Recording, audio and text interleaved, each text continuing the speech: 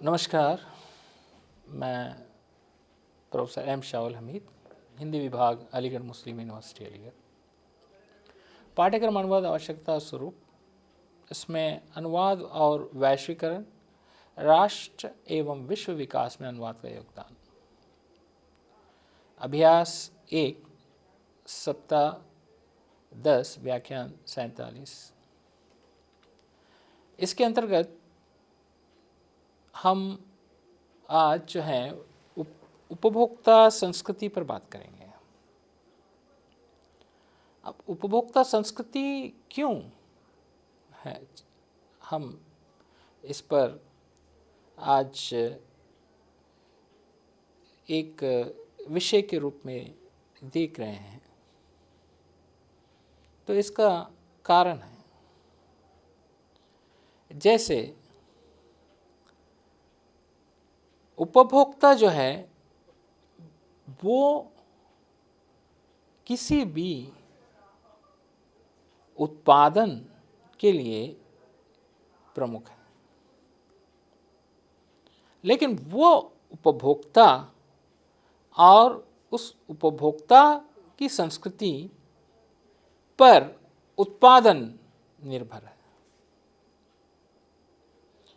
इसलिए आज हम वैश्वीकरण में उपभोक्ता संस्कृति के महत्व को देख रहे हैं और उसमें अनुवाद का योगदान किया है, ये अभी हम देख रहे हैं। जैसे जान चुके हैं कि किसी तरह वैश्वीकरण एक नई आर्थिक नीति है जो मुक्त व्यापार को प्रोत्साहित करने के लिए देश की सीमाओं को लचीला एवं उदार बनाने पर जोर देता है। आज का उपभोक्ता वर्ग उसी वैश्विक संस्कृति की देन है। उपभोक्ता संस्कृति एक तरह का सामाजिक, सांस्कृतिक, आर्थिक प्रबंध है जो हमारे दैनिक जीवन के मूल्यों को अर्थवत प्रदान करते हैं। ये उस पदार्थिक और प्रतीकात्मक श्रोताओं के बीच के संबंधों को बताते हैं जो बाजार द्वारा हम तक पहुंचाता है। अब इस उपभोक्ता संस्कृति को परिभाषित करते हुए विद्वानों का कहना है कि consumer culture is a culture in which the attainment of ownership and possession of goods and services are presented as the primary aim of individual endeavors and the key sources of social structure and prestige consumer culture. A culture where that we consume and the way in which we consume goods and services provided in economy marketing has come to represent occur identities, mediate our interaction with others and even shape our politics. Raymond Williams वस्तुओं सेवाओं का उपयोग करने, नष्ट करने और खाली करने वाले व्यक्तियों को उपभोक्ता मानते हैं। उपभोग या कहें कि उपभोगवाद को सामाजिक सांस्कृतिक जीवन के एक महत्वपूर्ण अंग के रूप में देखा जा सकता है जो सभ्यता के विकास के साथ साथ चला आया है। लेकिन हम यहाँ जिस उपभोग या उपभोगकर्ता संस्कृति की बात कर रहे हैं वो एक आधुनिक परिघटना है जो औद्योगिकरण और पूंजीवाद के फलस्वरूप विकसित हुई है। वैचारिक व्यवहारिकता में ये एक आर्थिक प्रत्यय है। अमेरिका में आई महामंदी और द्वितीय विश्व युद्ध के बाद पश्चिमी यूरोप में बड़े उद्योगों और आर्थिक क्षेत्र में किए गए संरचनात्मक परिवर्तन और सेवा और सूचना मीडिया में आई क्रांति ने इसे नया रूप दिया। साधारण नागरिकों को भी उपभोगकर्ता में बदलने के प्रयास किए गए, मंदी से बाहर निकलने के लिए उपयोग करने के लिए प्रेरित किया गया। अब ये उपभोक्ता संस्कृति कब इसका प्रारंभ हुआ? तो जैसे विश्व युद्ध के बाद तो जहां उद्योग में मंदी आ गई, उस उद्योग में जो पूंजीवाद है,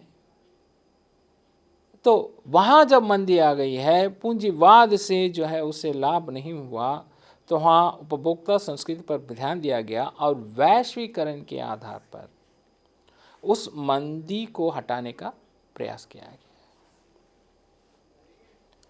तो अब यहाँ पे बात होती है अमेरिका की।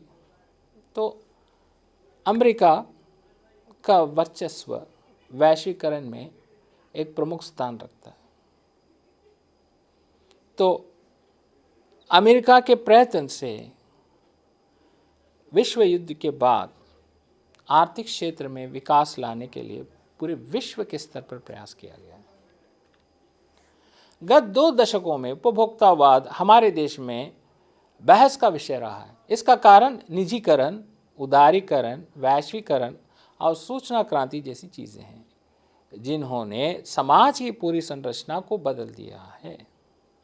लोगों के जीवन शैली में व्यापक परिवर्तन आया है, जीने के तरीके बदल गए हैं, लोग बेहतर और उच्च जीवन शैली में होड़ में लगे हैं।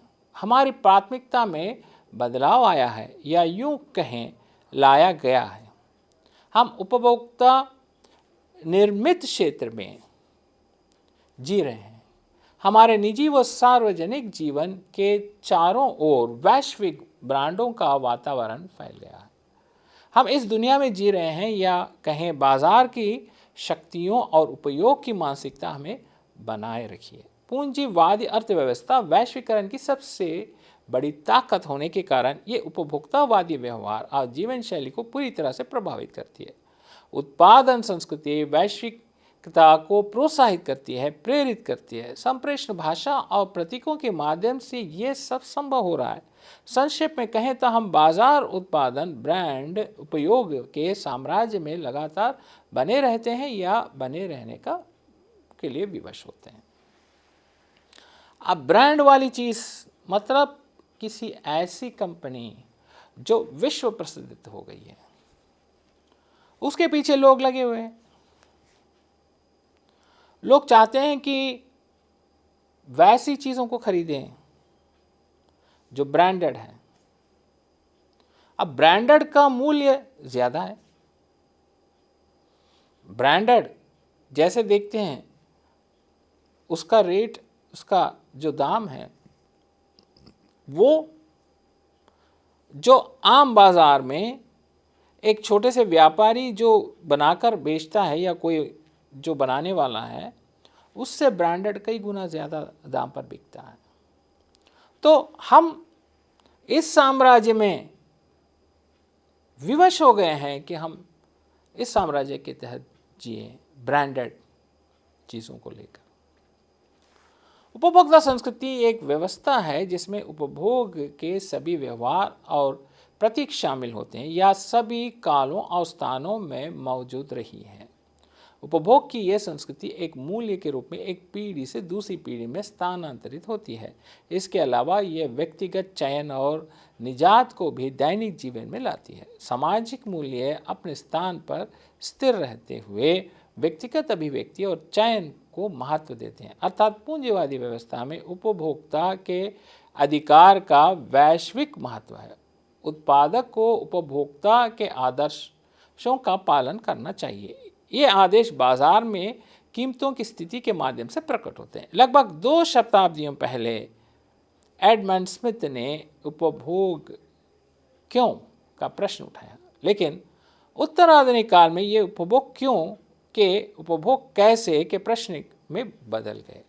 आर्थिक स्थिति में जो अर्थशास्त्र पॉल सैमुएल्सन ने कहा, द कंज्यूमर इज किंग, यानी इस स्थिति में उपभोक्ता सर्वे सर्वा है। वो बाजार, उत्पादन और उद्यमी की संहिता में परिवर्तन लाने की हैसियत रखते हैं, लेकिन इस उत्तर आधुनिक भूमंडलीय दौर में आकर उपभोक्ता पूंजी, बाजार, उत्पादित वस्तुएं, सेवाओं के निकार या गुलाम हो गए हैं। Consumer is the servant not the master of the economy system. तो पहले क्या था? कंज्यूमर इज द किंग था, मतलब जो उपभोक्ता है वो राजा है। अब जैसे जैसे इसमें परिवर्तन आए, बाजार, उत्पादन और आदमी संहिता में परिवर्तन की हैसियत रखते हुए आगे चलकर जब उपभोक्ता जो हैं वो संस्कृति आगे बढ़ी हैं और जहाँ पे ब्रांडेड का जो वर्चस्व बढ़ा, तो वहाँ consumer is the servant not the master of the economical system. अब यहाँ पे इकोनॉमिकल सिस्टम में वो किंग नहीं है। उपभोग विधि, अब कुछ उपभोग विधियां हैं जैसे वैयक्तिकरण, आमदनी, व्यवसाय, शिक्षा, उम्र, व्यक्तिगत प्राथमिकता, पारिवारिक पृष्ठभूमि, जीवन शैली। समाजीकरण, जनसंख्या के आंकड़े, परिवार, संदर्भित वर्ग, सामाजिक हैसियत। सांस्कृतिक कारण, सामाजिक भिन्नता, मुस्लिम समाज, आदिवासी समाज, दलित समाज, नीग्रो समाज, पहाड़ी समाज आदि। मनोवैज्ञानिक कारण, स्वयं निर्धारित विश्वास और आचरण, दृष्टिकोण, सूचना, ज्ञान और अध्ययन, प्रेरणा। वातावरण, विज्ञापन, उच्चोन्मुख आर्थिक लाभ, खाली समय, प्रवृत्ति, आदेश आदि। क्लासिक अर्थशास्त्र मानता है कि वस्तुओं की खरीद के साथ उत्पादन का पूरा उपभोग होता है और पूर्ण संतोष प्राप्त होता है, लेकिन नव मार्क्सवादी मानते हैं कि उपभोग का अवसर नियंत्रित और मैनिपुलेट होता है। यह विज्ञापनों, बाजार, मीडिया, संगठनों, सत्ता तंत्र और बहुराष्ट्रीय कंपनी द्वारा संभव होता है। वैश्विक पूंजीवाद के उच्चतम रूप और खुले बाजार के युग में उपभोग अनिवार्य नहीं है, बल्कि एक रणनीति है। पूर्व पूंजीवादी युग में उपभोग पूर्ण संतोष के लिए विनिमय मूल्य से जुड़े थे। वस्तुएं और उपभोग दोनों सीमित थे, लेकिन अब ये सूचना प्रणाली बाजार विज्ञापनों, फिल्मों और मैनिपुलेशन पर आधारित है। पहले ये आक्रामक नहीं थे, लेकिन ये वैश्विक युग में बन गए हैं। उपभोक्ताओं की सुप्त कामना को उत्तेजित किया जाता है। उपभोक्तावाद अब केवल उपभोग के लिए नहीं, बल्कि एक उपभोग के प्रदर्शन के संबंधित है। उपभोग की प्रक्रिया उपभोक्ताओं की आय, व्यवसाय, शिक्षा, उम्र, जीवन शैली आदि से संबंधित है। उच्च स्तरीय के आर्थिक लाभ उपभोग रास्ते की ही चलाता है। उत्पादन से संबंधित आदमी और कंपनियां अपने लक्षित लोग जैसे उच्च, मध्य, निम्न को ध्यान में रखते हुए निर्मित वस्तुएं और सेवाएं बाजार में पेश करती है। उपभोक्ता अपने सामाजिक स्थिति के आधार पर उपभोग में कार्य करते हैं। उच्च वर्ग में उपभोग के मानक स्थापित होते हैं, निम्न वर्ग इसका पालन करता है। अब आप देखें कि उपभोक्ता को लेकर जो वैश्विक युग में एक वर्ग वाले हैं जो इसके विरुद्ध में कहते हैं, इन कंपनियों के, ब्रांडेड कंपनियों के। लेकिन ये जो वर्ग, दूसरा वर्ग है जो इसके पक्ष में है, वो किस तरह से अपने व्यापार को बढ़ाते हैं। वो कई ऐसे प्रणालियों को रखे हैं जिससे लोग आकर्षित हों और उस उत्पादन को खरीदें। वर्गों के आधार पर, समाज के आधार पर, समुदाय के आधार पर, संस्कृति के आधार पर, उम्र के आधार पर, जीवन शैली के आधार पर वो ऐसे ऐसे उत्पादन रखते हैं जिससे लोग आकर्षित होते हैं और उसको खरीदने के लिए विवश हो जाते हैं। गिरीश मिश्र ने अर्थशास्त्र के बेवलेन के उदाहरण में कहा है कि आकाशभोगी वर्ग प्रतिष्ठा के आधार पर सामाजिक ढांचे के शीर्ष पर है, इसलिए उनकी जीवन शैली और उसके मानक समाज में प्रतिष्ठा के मॉडल बन जाते हैं। इस मानकों का सामान्य रूप से पालन करना सामाजिक आधार पर नीचे के सभी वर्ग के लिए अनिवार्य हो जाता है।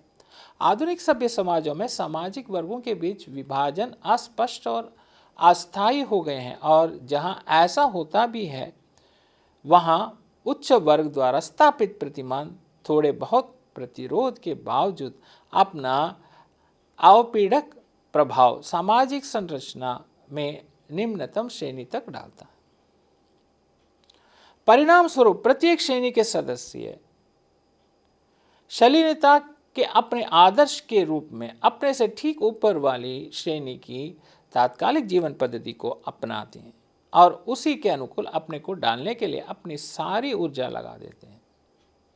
बेवलेन ने अन्य समकालीन अर्थशास्त्रियों के विपरीत किसी भी वस्तु की कीमत को केवल उसके आर्थिक मूल्य या उपयोगिता के आधार पर नहीं बल्कि सांस्कृतिक दृष्टिकोण से एक महत्वपूर्ण प्रतीक के रूप में भी माना।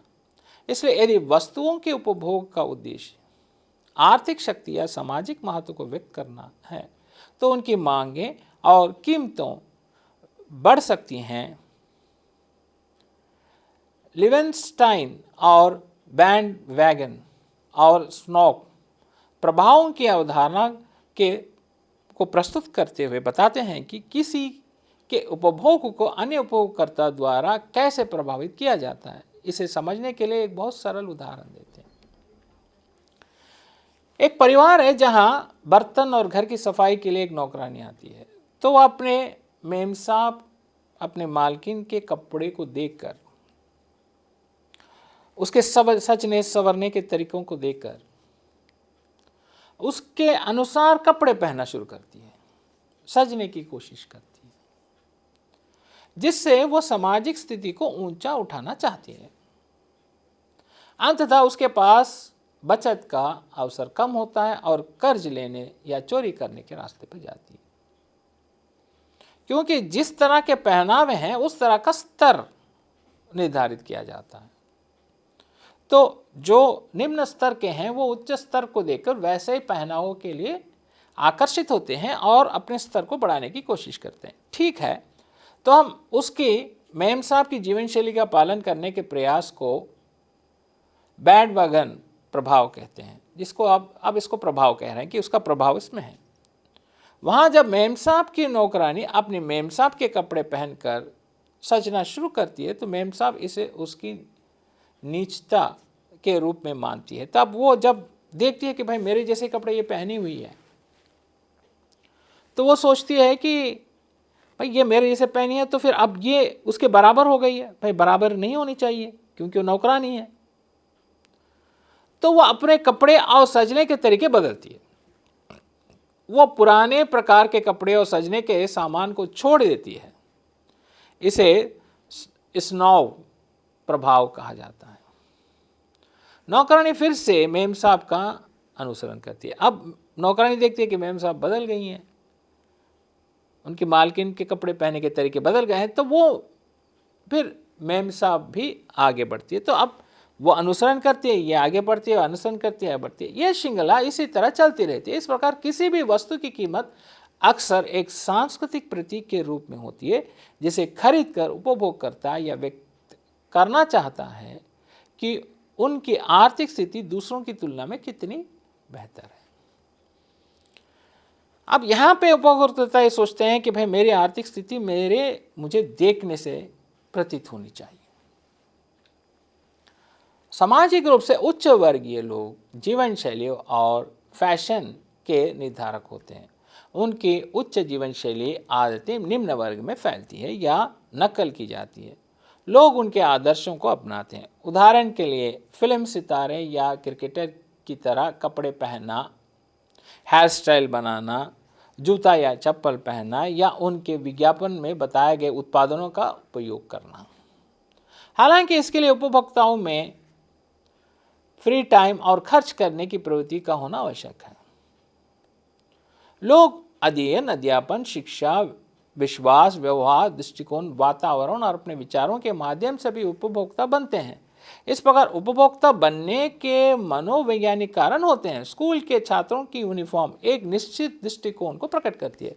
उसी तरह सामाजिक सुधारक या राजनीतिक नेता की एक निश्चित प्रकार की पोशाक पहनने को उसको अलग दिखाना है का तरीका है। उपभोक्ता के ये अंतर्गत आता है। अब यहाँ पे आप देखें कि कोई एक बहुत प्रसिद्ध व्यक्ति जिस तरह से उसका पहनावा होता है, उसी तरह से जो है, जो लोग उसके दर्शक हैं, जो देखते हैं, उसे प्रभावित होते हैं, वो लोग उसी तरह का पहनावा पहनने की कोशिश करते हैं। तो यहाँ पे क्या करते हैं, जो उपभोक्ता संस्कृति को जो समझते हैं वो लोग क्या करते हैं कि इन प्रसिद्ध लोगों के माध्यम से अपने वस्तुओं को लोगों के लिए आकर्षित के तत्व के रूप में प्रस्तुत करते हैं और उसका व्यापार विकसित होता है।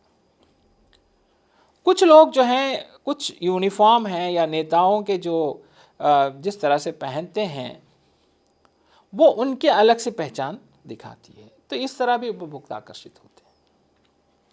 सूचना प्रौद्योगिकी, इंटरनेट, फिल्म, विज्ञापन, समाचार पत्र आदि ने न केवल उपभोक्ताओं वाद को बढ़ावा दिया है बल्कि वैश्विक उपभोक्ता बनने के लिए भी मजबूर किया है, जिसमें पूंजी, बाजार और शक्ति का गठजोड़ शामिल है। बाजार और पूंजी का प्रयास उपभोक्ताओं के स्थान या उन्हें बनाने की संभावनाओं में जाना चाहिए। उपभोक्ता संस्कृति विभिन्न संस्कृतियों के लिए स्थान बनाती है या मूल्य और समर्थन के रूप में कहती है। किसी भी देश, राज्य के तंत्र को खींचकर आगे बढ़ाने में उपभोक्ता संस्कृति की महत्वपूर्ण भूमिका है।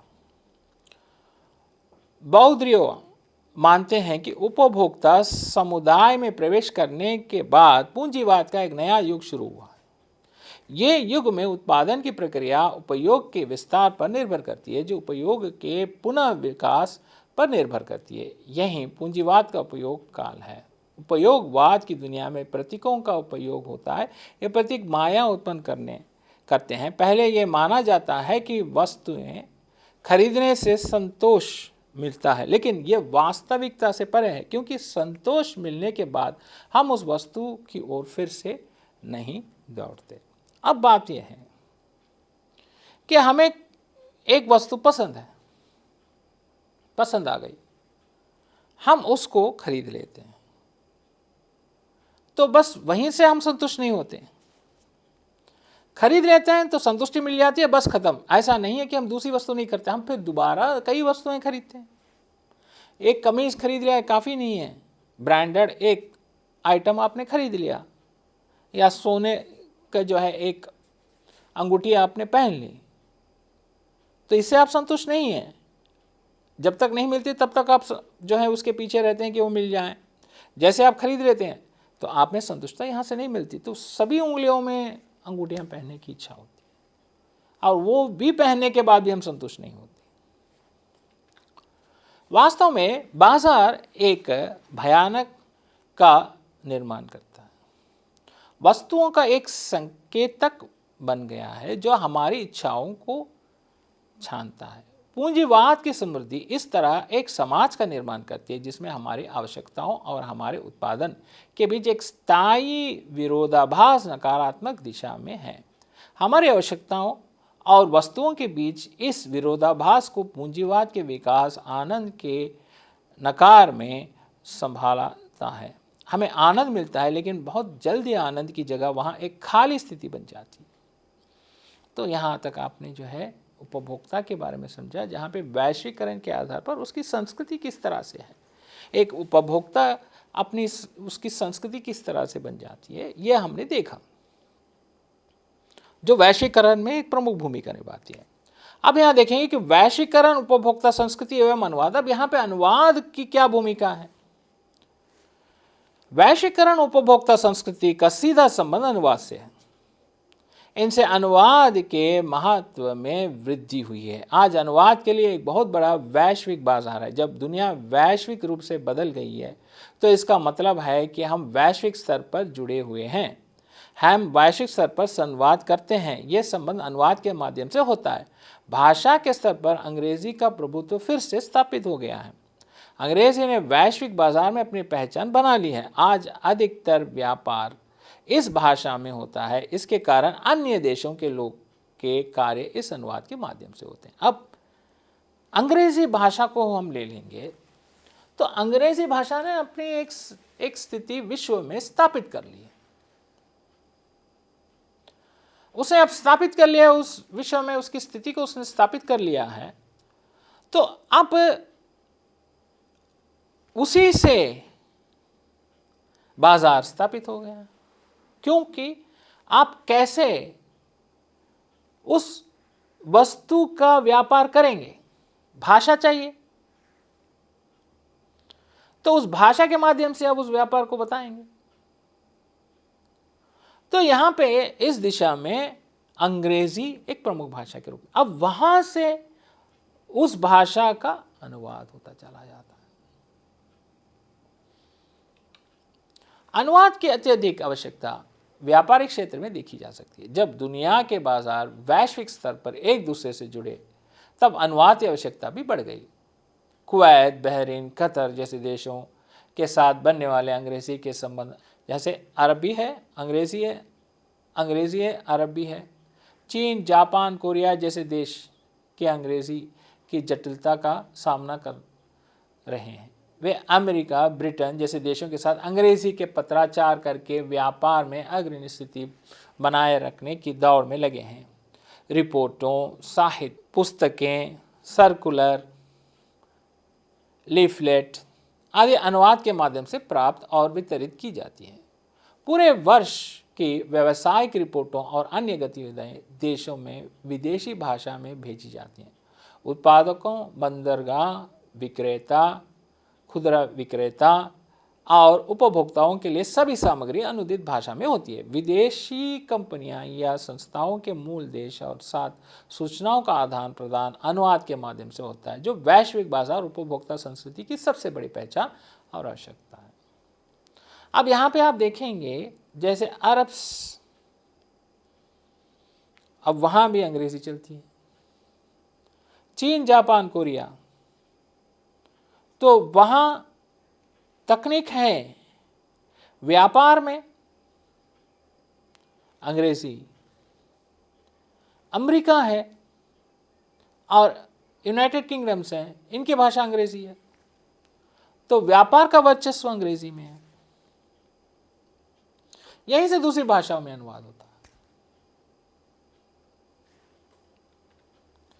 इंटरनेट सूचना चैनल्स, समाचार पत्र, विज्ञापन आदि वैश्वीकरण उपभोक्ता संस्कृति को बढ़ावा देने में महत्वपूर्ण भूमिका निभाते हैं। दुनिया की सभी जानकारी इंटरनेट पर अपलोड की जाती है। विभिन्न शोध पत्र, पुस्तकें, समाचार पत्र, आविष्कार, साक्षात्कार, कॉलम आदि इंटरनेट और टेलीविज़न चैनलों के माध्यम से उपभोक्ताओं को प्रदान किए जाते हैं और ये सामग्री अनुवादित होकर दुनिया की सभी भाषाओं में उपलब्ध होती है।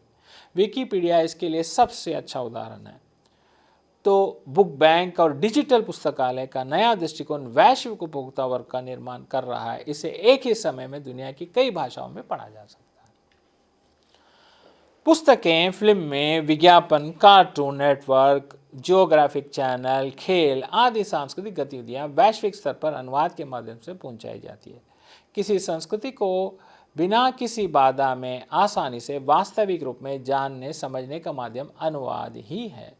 हम जानते हैं कि वैश्वीकरण का एक महत्वपूर्ण विचार स्थानीयता या स्थानीय संस्कृति है। संस्कृति के इस अनुवादित रूप का आदान प्रदान बहुत तेजी से हो रहा है। अनुवाद ने वैश्वीकरण के पूरे दृष्टिकोण में बहुत बड़ा अंतर पैदा किया है। इसलिए दुनिया के सभी देश अपने विश्वविद्यालयों में अनुवाद की शिक्षा और अध्ययन कराते हैं। ये सामान्य व्यक्ति के दैनिक जीवन से संबंधित है।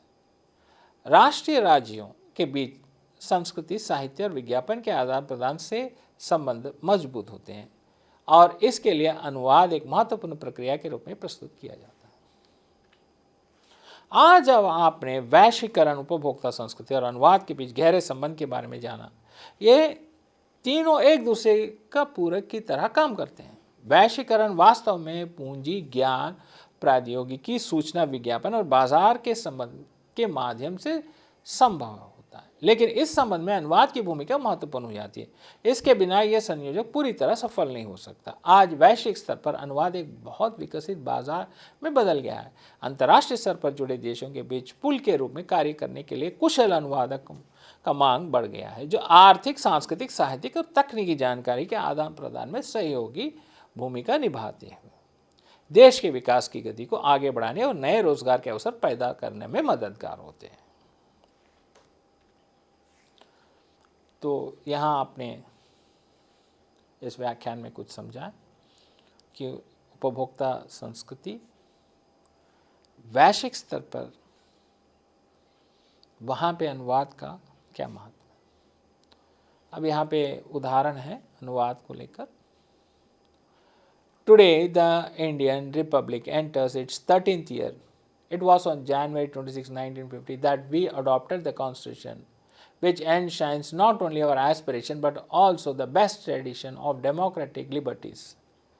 The nation is forging ahead. Freedom has opened upon new horizons, and the future holds much brighter and more fascinating vista than did the past of stagnation freedom of all other dependent nations of the world. भारतीय गणराज्य आज के दिन अपने 13वें वर्ष में प्रवेश कर रहा है। 26 जनवरी 1950 के शुभ दिन हमें अपने लिए एक ऐसे संविधान को अपनाया जिसकी आत्मा में हमारी आकांक्षाओं तथा नागरिक स्वतंत्रता की उज्जवल परंपराएं निहित हैं। राष्ट्र प्रगति के पथ पर अग्रसर हो रहा है। स्वतंत्रता ने नए क्षितिज के द्वार खोल दिए हैं और अब पिछले दिनों की जड़ता, निराशा तथा हीनता से मुक्त होकर भविष्य कहीं अधिक सुंदर और आकर्षक बन गया है। यही नहीं है, हमारी स्वाधीनता विश्व के उन सभी राष्ट्रों के आज़ादी का प्रतीक बन गए हैं जो अभी गुलामी में जकड़े हुए। तो यहाँ इस व्याख्यान में संदर्भ पुस्तक एवं ग्रंथ एवं प्रकाशन में अनुवाद एवं अंतर सांस्कृतिक अध्ययन MTT 18 इग्नू पृष्ठ संख्या 114 से 125, अनुवाद विज्ञान सिद्धांत एवं प्रविधि भोलानाथ तिवारी, अनुवाद विज्ञान की भूमिका कृष्ण कुमार गोस्वामी, वेबसाइट पर उपस्थित कई अन्य प्रकाशन, हिंदी में सरकारी कामकाज या book on noting, drafting and office procedure Hindi, Ram Vinayak Singh Hindi प्रचारक संस्था वाराणसी से 196 से 198 पृष्ठ संख्या से संदर्भ के रूप में सामग्री को लिया गया है, इसमें प्रस्तुत किया गया है, जोड़ा गया है, फिर उस पर व्याख्यान प्रस्तुत किए गए ताकि आप लोग अच्छी तरह से इस व्याख्यान को समझ सकें और आप इसका लाभ उठा सकें। आज का व्याख्यान ही समाप्त होता है। धन्यवाद, नमस्कार।